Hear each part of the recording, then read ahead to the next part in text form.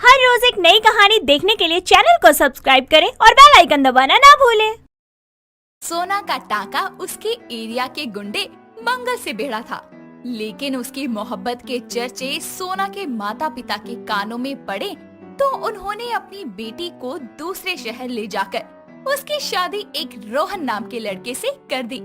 शादी के बाद सोना अपने पति रोहन के साथ ससुराल में कदम रखती है, जहां उसकी सास चंपा उसका स्वागत करते हुए बोलती है। सोना बहू, तुमको अपने ससुराल में आकर कैसा लग रहा है? देखो, अब इसको अपना ही घर समझना, समझी? जी माँ जी, मुझे इस घर को अपना मानना ही नहीं है। मुझे मेरी मंगल से दूर करके पिताजी ने सोचा कि मैं खुश रहूंगी। बिल्कुल भी नहीं, मैं उसके पास जाकर ही रहूंगी। बहू, अब खड़े खड़े ख्याली पुलाव मत बना, जा कमरे में रोहन इंतजार कर रहा है। ठीक है माँ जी। सोना अपने कमरे में जा ही रही होती है कि तभी चंपा उसको जाते देखकर खुद से बोलती है। बहू घर आ गई, अब जल्दी ही हमारे पोता पोती खेलेंगे इस घर में। ये घर भी बच्चों की किलकारियों से गूंज उठेगा। सोना ये सुनकर अपने मन ही मन में बोलती है।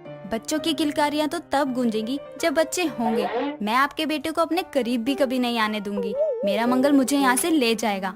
सोना अपने मन में बड़बड़ाते हुए अपने कमरे में जाती है, जहाँ वो देखती है कि कमरे को बहुत अच्छे से सजाया गया है। वो आकर बेड पर बैठती है। तभी कमरे के बाथरूम से रोहन कपड़े बदलकर बाहर आता है और उसको देखकर सोना मन ही मन में सोचती है, यार लगता है ये तो फुल सुहागरात के मूड में है। कैसे रोकूं इसको? नहीं सोना, डर मत। तेरे मंगल के सिवा तुझे कोई हाथ नहीं लगा सकता। इसको जैसे मर्जी रोक। रोहन बिस्तर पर बैठी सोना की तरफ बढ़ ही रहा होता है कि तभी सोना जोर जोर से रोने लगती है। ये देखकर रोहन भागकर उसके पास जाता है और उसका हाथ पकड़ते हुए बोलता है। क्या हुआ सोना, तुम रो क्यों रही हो? वो मेरे पेट और सर में बहुत दर्द हो रहा है, मेरे से बताया भी नहीं जा रहा। अच्छा रुको, मैं तुम्हारे लिए दवाई लेकर आता हूँ। दवाई खाकर अभी तुम्हारा सर दर्द ठीक हो जाएगा। नहीं नहीं, दवाई की कोई जरूरत नहीं है। मैं सो जाऊंगी तो सब ठीक हो जाएगा। आराम मिलता है मुझे सोने से। ऐसा है तो सो जाओ आराम से। सोना पेट दर्द और सर दर्द का बहाना बनाकर सो जाती है और रोहन भी अपनी शादी की पहली रात को बीवी की फिक्र करके सो जाता है। कुछ दिन ऐसे ही गुजरते हैं। सोना रोज कोई न कोई बहाना बनाकर रोहन को करीब आने से रोक देती और रोहन को भी सोना से एक तरफा इश्क हो गया था, इसीलिए वो उसे कोई जबरदस्ती नहीं करता, ना ही कोई सवाल करता। यहाँ तक कि वो उसको एक नया फोन भी गिफ्ट करता है ताकि वो उसको दिन में कॉल कर सके। ऐसे ही एक सुबह सोना चंपा के साथ रसोई में मिलकर नाश्ता बना रही होती है। तभी रोहन सोना को आवाज लगाकर बोलता है। सोना जी, मेरा लंच तैयार कर दो। ठीक है। कितना बोरिंग है यार मेरा पति। इससे अच्छा तो मेरा मंगल है, पता नहीं कहाँ है वो। इनको ऑफिस भेजकर उसको कॉल लगाती हूँ। सोना रोहन का लंच पैक करके दे देती है, जिसके बाद वो अपने कमरे में जाकर दरवाजा बंद करके अपने फोन से मंगल को कॉल लगा के सब बताती है कि उसके पिता ने उसकी शादी जबरदस्ती करवा दी, लेकिन साथ ही वो इस शादी से जल्द ही आजाद होने का एक प्लान मंगल को बताती है और अपने ससुराल का पता भी देती है। शाम को रोहन ऑफिस से आकर बैठा होता है तो सोना उसके लिए पानी लेकर आती है। तभी रोहन उसका हाथ पकड़कर बोलता है। सोना जी, मुझे लगता है आप इस घर में घुल मिल नहीं पा रही हैं। क्यों ना हम कुछ दिनों के लिए बाहर घूमने चलें? बाहर घूमने गए तो मेरी सारी प्लानिंग धरी की धरी रह जाएगी। मेरी सुपारी बेकार जाएगी। नहीं, मेरा मन नहीं है। सोना बात को टालकर वापस अपने कामों में लग जाती है। अगली सुबह सोना जल्दी उठकर रोहन का खाना तैयार कर देती है। कुछ देर में रोहन भी तैयार होकर ऑफिस के लिए निकलने लगता है। ये देखकर सोना खुश हो रही होती है। तभी चंपा घर के मंदिर से टीका लाकर रोहन को लगाते हुए बोलती है। रोहन बेटा, ये टीका लगाकर घर से निकल। न जाने क्यों आज मेरा दिल घबरा रहा है। तू संभल के जाइयो बेटा। इतनी चिंता मत करो माँ, रोज जाता हूँ आराम से। अच्छा अब चलता हूँ, बाय। रोहन अपनी बाइक से ऑफिस जाने के लिए निकलता है। तभी रास्ते में एक तेज रफ्तार गाड़ी से उसकी टक्कर होते होते बच जाती है लेकिन वो गाड़ी रोहन से टकराने से तो बच जाती है, पर उसकी टक्कर सड़क पर लगे एक खम्बे से हो जाती है। रोहन जल्दी से उस गाड़ी के पास जाता है तो गाड़ी वाला बंदा टकराने के कारण बेहोश हो जाता है। रोहन एम्बुलेंस को कॉल कर देता है, लेकिन तभी उसको कार के पास उस आदमी का पर्स मिलता है, जिसको खोलकर देखते ही रोहन हैरान हो जाता है। लेकिन फिर उस पर्स को वो वापस गाड़ी में डालकर अपने काम के लिए निकल जाता है। शाम को उसके घर आने पर सोना बड़ी हैरानी से बोलती है, आप आ गए? क्यों, नहीं आना चाहिए था क्या? मेरा मतलब वो नहीं है, मतलब सोना आगे कुछ सफाई देती, तभी चंपा आती है और अपने बेटे को गले लगाकर बोलती है, आ गया तू बेटा? पता नहीं आज जब से तू गया था ना, न जाने क्यों दिल इतना बेचैन था, लेकिन अब तुझे सही सलामत देखकर दिल को सुकून मिल गया। जिसके पास आपके जैसी माँ हो उसको कुछ हो सकता है। चंपा और रोहन बातें करने लगते हैं, लेकिन सोना रोहन को घर सही सलामत देखकर गुस्से से भरी अपने कमरे में जाती है और मंगल को कॉल करके बोलती है, मैंने कहा था तुमको कि आज मेरे पति को मार देना। क्या फायदा अपने पति की सुपारी देने का? एक गुंडे होगा तुमसे ये काम नहीं हुआ। क्या गुंडे बने होगे तुम? अरे सोना बेबी, आज उसकी किस्मत काम कर गई और उसकी जगह मेरा एक्सीडेंट हो गया। शुक्र है मैंने सीट बेल्ट लगाई थी, बच गया मैं, ज्यादा चोट नहीं आई, वरना तो आज तेरे मंगल का राम नाम सत्य था। तुम ठीक तो हो ना? हाँ मैं तो ठीक हूँ, तू चिंता मत कर, मैं जल्द ही कोई दूसरा प्लान बनाता हूँ तेरे पति को ठोकने का।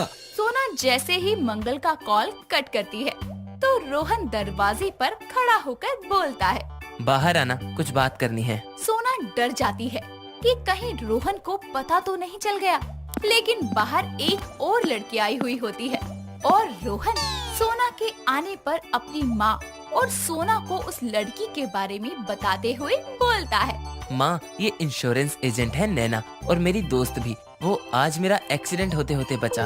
तो क्या तेरा एक्सीडेंट होने वाला था? तुझे कुछ हुआ तो नहीं ना मेरे बच्चे?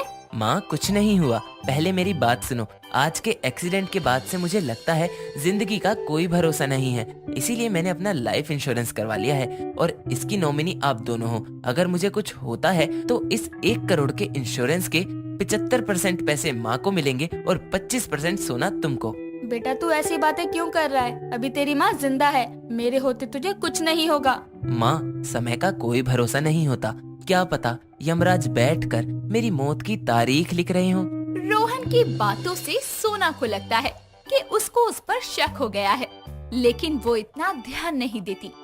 तभी उसके फोन पर मंगल का कॉल आता है तो वो अलग जाकर उससे बात करती है। रोहन भी छुपकर सब सुन रहा होता है कि मंगल ने सोना को एक नया प्लान बताया है रोहन को मारने का। वो सुनकर सोना बोलती है, हाँ ठीक है, और अब तो उसने अपना इंश्योरेंस भी करवा लिया है। उसकी मौत के बाद मुझे 25 लाख रुपए मिलेंगे, उसे लेकर हम अपनी नई जिंदगी की शुरुआत करेंगे। ये सब सुनकर रोहन की आंखों में आंसू आ जाते हैं। अगले दिन रोहन जानता था कि उसका बाहर जाना उसकी जिंदगी का आखिरी दिन साबित हो सकता है, फिर भी वो रोज की तरह ऑफिस के लिए निकलता है। उसके जाते ही वो इंश्योरेंस वाली लड़की नैना घर आकर सोना से बोलती है, सोना ये लो पेपर्स, कल तुमको तुम्हारे 25 लाख मिल जाएंगे रोहन के इंश्योरेंस के।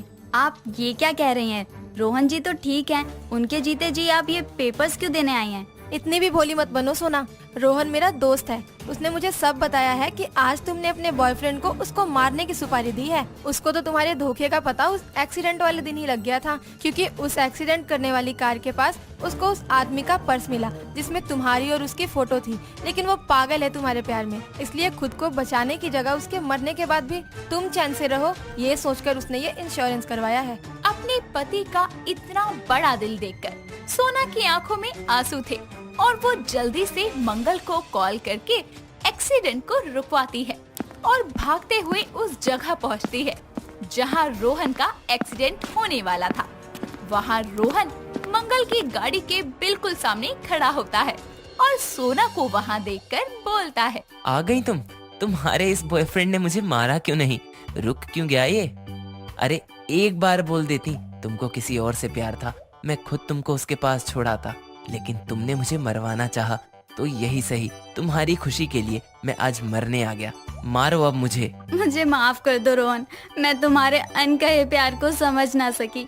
पापा सही कहते थे, प्यार वो नहीं होता जो तुम्हारे लिए किसी की जान ले ले, प्यार तो वो है जो तुम्हारे लिए अपनी जान दे दे। मुझे मंगल नहीं चाहिए रोहन, मुझे तुम्हारे साथ रहना है, मुझे माफ कर दो। मंगल भी रोहन के बारे में सच जानकर सोना का हाथ उसके हाथ में देते हुए बोलता है। ये सच कह रही है, तुम ही इसे सच्चा प्यार करते हो, मैं नहीं। सही वक्त पर मेरे हाथों एक गुनाह होने से बच गया। आखिर रोहन के प्यार ने सोना के नफरत भरे दिल को बदल ही दिया, जिसके बाद वो रोहन से माफी मांगकर उसके साथ अपनी जिंदगी की शुरुआत करती है। भारत एक ऐसा देश है जहाँ शादी हो या जन्मदिन या कोई भी खास अवसर, यहाँ के लोग हर खुशी की शुरुआत मीठे से करते हैं। दिल्ली के करोल बाग में रहने वाली प्रतिभा मीठी चीजें खाने की बेहद शौकीन थी और उसे सबसे ज्यादा पसंद था मुरब्बा। जहाँ सभी त्योहारों में वो मुरब्बे से मुंह मीठा करती थी, तो वहीं दिवाली पर भी वो मुरब्बा खाकर ही अपना पूरा पेट भर लेती थी। ऐसे ही आज भी वो अपनी माँ मोहिनी के साथ बाजार जाती है और अपनी माँ से बोलती है, माँ वो देखो मेरे फेवरेट टेस्टी मुरब्बे, माँ जल्दी से खरीद दो ना प्लीज, मुझे खाना है, मेरे मुंह में पानी आ रहा है। प्रतिभा, अभी घर पर एक डब्बा मुरब्बा है, वो तो खत्म कर ले पहले। माँ वो अदरक वाले मुरब्बे हमने आपके लिए खरीदे थे, मैंने मेरे हिस्से का खत्म कर लिया, बाकी आपके बचे हैं। अभी मुझे ये आम वाला मुरब्बा खाना है, जल्दी चलो। ये लड़की कभी मेरी बात नहीं सुनती, बस अपनी ही जिद करती रहती है। त्योहारों पर भी मुरब्बे से पेट भर लेती है और बाजार में भी मुरब्बे खाने हैं इसे। आ जाओ, ताजा खट्टा मीठा मुरब्बा ले लो। आ जाओ भाइयों बहनों, मुरब्बा खाओ और सेहत बनाओ। ये करे गैस की समस्या को दूर, आँखों की रोशनी बढ़ाए। मुरब्बा खाओ, बीमारी को दूर भगाओ। मुरब्बे वाले की आवाज सुनकर प्रतिभा अपनी माँ का हाथ खींचते हुए मुरब्बे वाले के पास आकर खड़ी हो जाती है और बोलती है, ओ भाई साहब कैसे दिए ये खट्टे मीठे मुरब्बे? कौन सा बिटिया? ये आम के मुरब्बे कैसे दिए? ये आम का मुरब्बा 250 रुपए किलो, ये आंवला का 200 रुपए किलो और ये गाजर का मुरब्बा 150 रुपए किलो और सबसे महंगा ये पपीता का मुरब्बा 450 रुपए किलो। मुझे तो ये चारों खाने हैं, पर माँ उतने पैसे देगी नहीं। अब क्या करूँ? माँ मुझे ये चारों मुरब्बे खाने हैं, आप पैसे दे दो। अरे तेरा पेट है या कोई कमरा? इतना मीठा खाकर कहाँ रखेगी? मैं चारों मुरब्बे नहीं खरीदूंगी, इतने पैसे लेकर नहीं आई मैं, इसलिए चुपचाप कोई एक मुरब्बा खरीद और घर चल। माँ मेरी सारी फ्रेंड्स की माँ उनके खाने पीने का कितना ख्याल रखती हैं, और एक आप हो जो हमेशा मेरे खाने पीने पर टोक लगाती रहती हो। तू भी कौन सा अपनी सहेलियों की तरह है, हर वक्त मुरब्बे खाने का ही भूत सवार रहता है तुझ पे। दोनों के बीच हो रही बहस को देखकर मुरब्बे वाला अपना सर खुजाते हुए बोलता है, अरे शांत हो जाओ आप दोनों। एक मुरब्बा खरीदे के पीछे इतना महाभारत हम अपना जीवन में पहली बार देखते हैं। बिटिया तो का जौन सा मुरब्बा चाहे ले लो, बाद में आकर पैसा दे देना, हम रोज यही बाजार में रहते हैं। Thank you. अब आप जल्दी से इन चारों में से आधा आधा किलो मुरब्बा पैक कर दीजिए और चारों में से मुझे टेस्ट करने के लिए अलग से देना। हाँ काहे नहीं बिटिया, ये लियो खाकर देखो, हमारे हाथ के मुरब्बे पूरे बाजार में फेमस है। मुरब्बे की शौकीन प्रतिभा जल्दी से मुरब्बे लेकर अपनी माँ के साथ घर की तरफ निकल पड़ती है और रास्ते में वो चारों पैकेट्स में से मुरब्बे निकालकर खाती हुई घर आती है और अपने कमरे में बैठकर बचे हुए मुरब्बे का भरपूर आनंद लेती है और खुद से बोलती है, काश कि मेरी हर सुबह की शुरुआत इस मुरब्बे से होती। मुरब्बे का खट्टा मीठा टेस्ट हर बार मुझे अपना दीवाना बना लेता है। सबसे ज्यादा टेस्टी तो ये आम और आंवले का मुरब्बा है और ये पपीते का मुरब्बा भी लाजवाब है। प्रतिभा कुछ ही देर में सारे मुरब्बे फटाफट से चट करते हुए एक लंबी डकार लेती है, जिसके बाद उसकी माँ मोहिनी उसे बोलती है, आज भी सारे मुरब्बे अकेले ठूस गई, झूठे मुंह भी नहीं पूछा कि माँ आप भी खा लो, इसके बड़े से पेट से बचे तब तो किसी को देगी ना। वक्त गुजरता है और एक दिन प्रतिभा के लिए अक्षत नाम के लड़के का रिश्ता उसकी माँ विमला के साथ उसके घर आता है। दोनों एक दूसरे को पहली ही नजर में पसंद कर लेते हैं, जिसके बाद दोनों की शादी हो जाती है और प्रतिभा दिल्ली से अपने ससुराल आगरा आ जाती है और अपनी सारी जिम्मेदारियों को भी खूब निभाती है।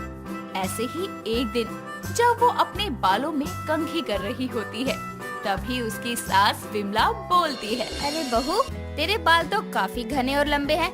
कौन सा शैम्पू लगाती है, मुझे भी बता दे। माँ जी, ये मेरे शैम्पू का नहीं बल्कि मेरे मुरब्बे का कमाल है। उसी के कारण मेरे बाल इतने घने, लंबे और मजबूत हैं। अच्छा बहू, मुरब्बे तो मैंने भी बहुत खाए हैं, पर बालों पर तो कोई असर नहीं हुआ। दिल्ली में ऐसे कौन से मुरब्बे खाती थी तू? माँ जी, मेरे इन बालों का राज आंवले के मुरब्बे हैं। ओ अच्छा, तभी मैं सोचूं, मुझे लगा तू आगरे के मुरब्बे की बात कर रही है।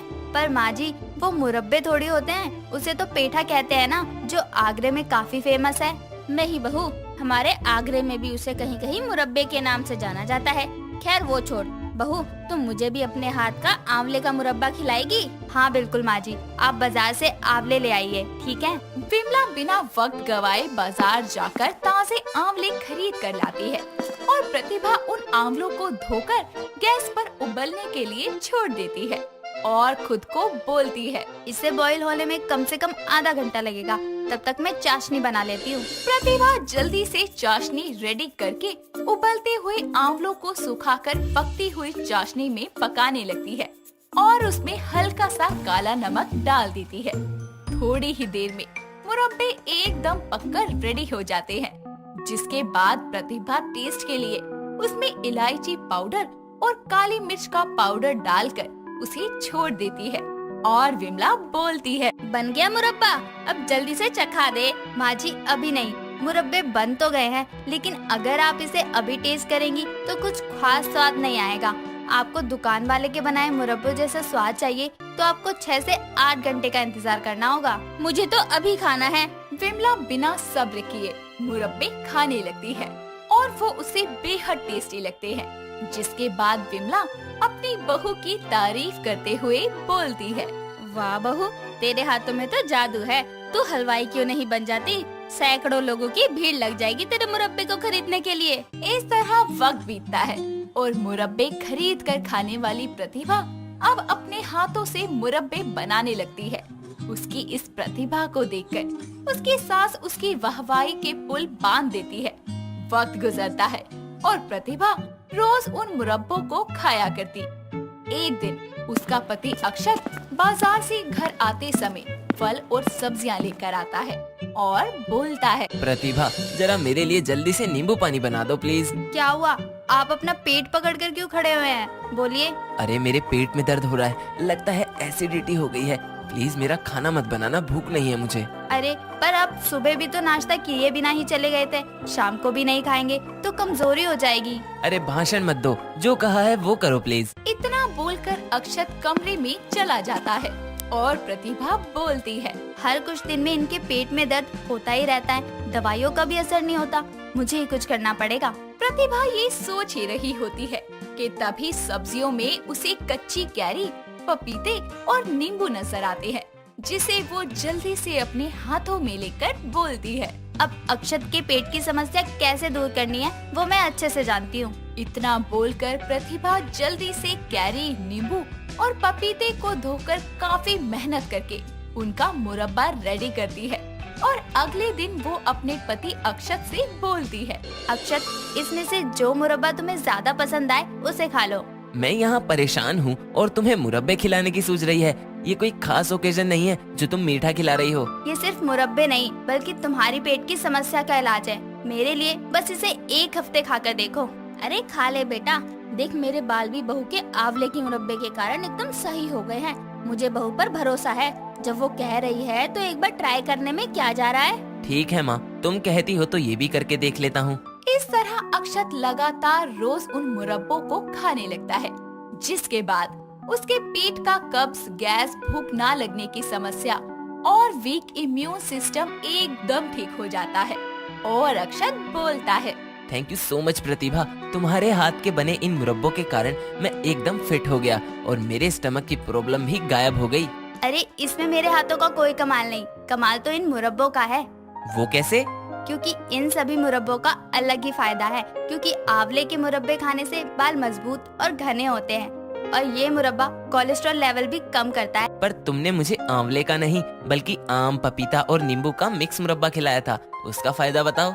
आम के मुरब्बे ने ही तो आपकी एसिडिटी को खत्म किया और नींबू के मुरब्बे से ब्लड प्रेशर की और डाइजेशन सिस्टम की प्रॉब्लम जड़ से खत्म हो जाती है और पपीते के मुरब्बे की तो बात ही निराली है। तब भी तो मैं कहूँ क्या? कि तुम कभी बीमार क्यों नहीं होती। तुम्हारी फुर्ती और हेल्थ का राज ये मुरब्बा है। यही समझ लीजिए, मेरे लिए तो मिठाई भी यही है और दवाई भी यही है। इस तरह मुरब्बे की शौकीन बहू अपने मुरब्बे से न सिर्फ अपनी सास बल्कि अपने पति की भी सभी परेशानियों को खत्म कर देती है, जिसके बाद उन्हें भी पूरी तरह से मुरब्बे का चस्का लग जाता है। प्रेम अपने दोस्त पीकू के साथ मॉल के बाहर खड़ा आइसक्रीम खा रहा होता है। तभी एक सुंदर सी लड़की वहाँ से शॉर्ट ड्रेस में गुजरती है। उसे देखते हुए पीकू बोलता है, ओहो, क्या माल जा रहा है। प्रेम देख कितनी मस्त लड़की है, बिल्कुल जहर टाइप। अबे तुझे मजा आता है क्या ऐसे फालतू में लड़कियों को ताड़ने में? और माल वाल मत बोला कर, भूल मत तेरी बहन भी लड़की ही है। चल ठीक है, मैं माल नहीं बोलूंगा, पर तू एक बार देख तो ले कितनी जहर टाइप है। तू भी ताड़ ले। तू ही करी ये सब। मुझे इस तरह की लड़की नहीं चाहिए जो मैं उनके पीछे पीछे डोलूं। भगवान जी ने मेरे लिए पहले ही कोई लड़की ढूंढ ली होगी। पर तुझे कैसी लड़की चाहिए? मतलब जो भगवान जी तेरे लिए भेजे, कैसी होगी वो?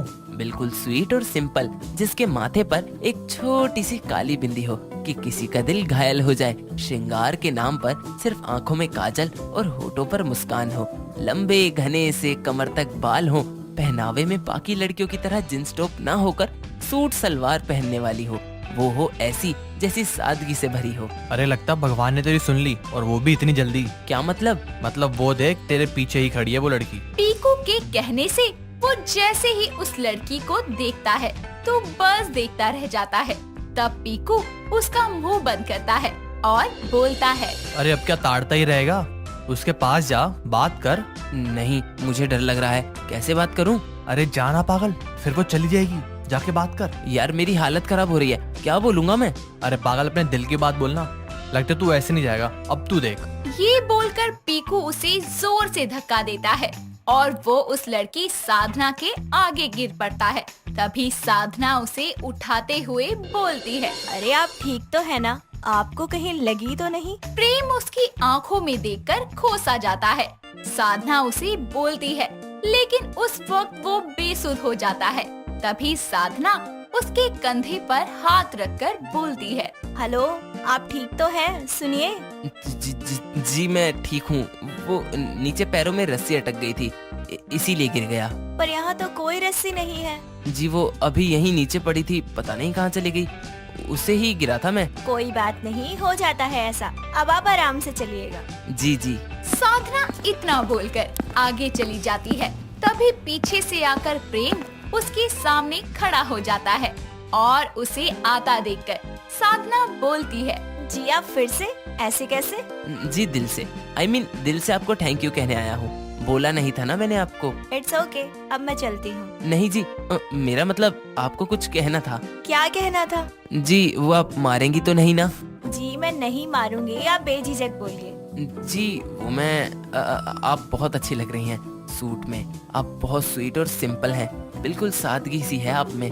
और आपको देखकर पहचान सकता हूँ कि आजकल की लड़कियों की तरह आप मेकअप करने वालों में से नहीं हैं, है ना? इसीलिए सिर्फ आंखों में काजल है, लबों पर कोई लिपस्टिक नहीं, सिर्फ मुस्कुराहट है। अभी 2 मिनट पहले ही तो इसने मुझे देखा था और इतनी जल्दी पहचान भी लिया कि मैंने काजल ही लगाया है, बस इसके अलावा कुछ नहीं किया।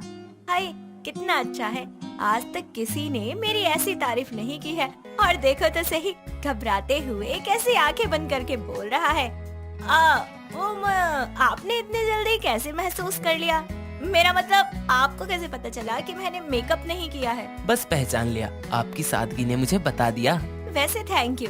जैसी तारीफ आज आपने मेरी की है ना, ऐसी तारीफ मेरी कभी किसी ने नहीं की। इतने दूर होकर भी आपने मुझे बड़े करीब से जाना है। जी वेलकम। आप हैं ही इतनी सिंपल एंड ब्यूटीफुल। जी मैं सिंपल रहना पसंद करती हूँ। वैसे आपका नाम क्या है? जी मेरा नाम प्रेम है। हाय, नाम भी प्रेम है। मेरा नाम साधना है। अरे आपका तो नाम भी बिल्कुल आपकी तरह है, सादगी वाला। जी अगर आपको बुरा ना लगे तो आप मेरे साथ कॉफी पर चल सकती हैं। अरे इतनी जल्दी? अभी तो बस हमने एक दूसरे का नाम ही जाना है, ठीक से बातें भी नहीं हुई हैं। इतनी जल्दी कॉफी पर भी? जी मुझे लगा आप जाएंगी, पर कोई बात नहीं साधना जी, ऐसे ही ठीक है, बाय, चलता हूँ। प्रेम जैसे ही जाता है तो साधना उसे आवाज देती है। प्रेम, कहाँ जा रहे हो? अरे कॉफी पर नहीं ले जाओगे मुझे? प्रेम ये सुनकर खुशी से फूल जाता है और कहता है, जी जी जरूर, मैं आपको ले जाऊंगा, चलिए। प्रेम उसे अपने साथ कॉफी पर ले जाता है, जहाँ दोनों धीरे धीरे अपनी बात शुरू करते हैं। तभी प्रेम उसे बहुत देर तक निहारता है और साधना बोलती है, क्या बात है, ऐसे घूर क्यों रहे हो? कुछ कहते क्यों नहीं? आपसे नजरें हटेंगी मेरी जब भी तो कुछ कहूँगा।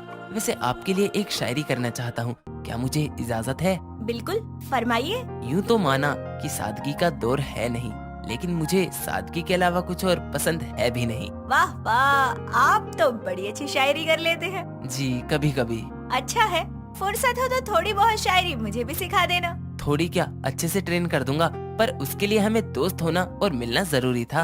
हाँ, इसलिए तो बोला। इसका मतलब अब हम दोस्त हैं और मिल सकते हैं। हाँ, मिल सकते हैं प्रेम, लेकिन एक शर्त पर कि अब से हम दोनों एक दूसरे को आप नहीं बल्कि नाम लेकर बुलाएं। ठीक है साधना जी, मेरा मतलब साधना। ओके प्रेम, चलती हूँ, कल यही मिलते हैं 6 o'clock। बाय। साधना उसे बाय करके चली जाती है और खुशी से प्रेम वहीं नाचने लगता है। आसपास के सभी लोग उसे देखने लगते हैं और वो शर्मा कर वहीं बैठ जाता है और उसके लिपस्टिक वाले कप को हाथ में लेकर प्यार से देखने लगता है। ऐसे ही अगले दिन साधना उससे मिलती है और दोनों की बातें और मुलाकातें अब थोड़ी बढ़ने लगती है। धीरे धीरे दोनों को एक दूसरे से प्यार हो जाता है। ऐसे ही एक दिन प्रेम उसके पास आता है और बोलता है, साधना अपनी आंखें बंद करो जरा। बताओ ना प्रेम, क्या लाए हो? सरप्राइज है, पहले आंखें बंद करो। साधना अपनी आंखें बंद कर लेती है। तभी प्रेम उसके सामने अपना हाथ आगे करके आंखें खोलने को कहता है। तो प्रेम के हाथ में छोटे छोटे झुमके देखकर साधना बोलती है, वाओ प्रेम, ये बहुत सुंदर है, थैंक यू जो तुम इसे मेरे लिए लेकर आए। मैं इसे पहन लूं? अच्छे लगे ना तुम्हें? लाओ मैं पहना देता हूँ। प्रेम उसे वो झुमके पहना देता है, जिसके बाद वो उसे गले लगा लेती है और प्रेम बोलता है, अरे आईने में तो देख लो एक बार खुद को। मेरा आईना तुम्हारी आँखें हैं और तुम्हारी आँखें साफ साफ बता रही हैं कि मैं बहुत खूबसूरत लग रही हूँ। ओहो मेरी प्यारी साधना, इतनी प्यारी प्यारी बातें कैसे कर लेती हो? मुझे पता था जो तुम्हारी सादगी है उसके लिए इससे अच्छे झुमके कोई और हो ही नहीं सकते। अच्छा सुनो ना, मम्मी पापा से शादी की बात भी कर लो, अब मैं तुमसे और दूर नहीं रह सकती। ठीक है जान, कल ही कर लूंगा शादी की बात। ठीक है जान। दोनों साथ में बैठे होते हैं कि प्रेम एक शॉर्ट ड्रेस वाली लड़की को देखकर मुस्कुराने लगता है। ये चीज साधना नोटिस कर लेती है। अगले दिन ही बहुत प्यार के साथ प्रेम अपनी माँ को लेकर साधना के घर रिश्ते की बात करने जाता है। प्रेम बहुत ही प्रेम से सबसे बात करता है और सबका दिल जीत लेता है, जिसके बाद साधना के मम्मी पापा उसके रिश्ते के लिए मान जाते हैं और अगले हफ्ते ही दोनों की शादी धूमधाम से करवाते हैं। शादी की रात दोनों पूरे तरीके से एक दूसरे के हो जाते हैं और बहुत ही सहजता और सादगी के साथ साधना प्रेम के घर को संभाल लेती है। कुछ दिनों बाद जब प्रेम का बर्थडे आता है तो साधना बोलती है, आज मेरी जान का बर्थडे है, जिससे मेरा हर दिन है, इसलिए आज तो अपनी जान को खुश करना बनता है। क्या करूं, क्या सरप्राइज दूं ऐसा जिससे वो बहुत खुश हो जाए, समझ ही नहीं आ रहा। और सबसे ज्यादा तो ये समझ नहीं आ रहा कि क्या पहनूं। याद आया, उस दिन जब वो शॉर्ट ड्रेस देखकर मुस्कुरा रहे थे, हो ना हो उन्हें वो जरूर पसंद होगा। आज मैं उन्हें शॉर्ट ड्रेस पहनकर हैप्पी कर दूंगी। वैसे कभी पहना तो नहीं है, पर अपनी जान के लिए पहन ही लूंगी। शाम को घर में अंधेरा होता है। जैसे ही प्रेम आता है तो लाइट्स जलती है और साधना पार्टी पॉपर्स को उसके ऊपर ब्लास्ट करके बोलती है, हैप्पी बर्थडे प्रेम। साधना कैसी लग रही हूँ मैं? तुम्हारे खास दिन के लिए पहना है मैंने आज इसे। आउच। आराम से साधना, और ये क्या पहना है तुमने?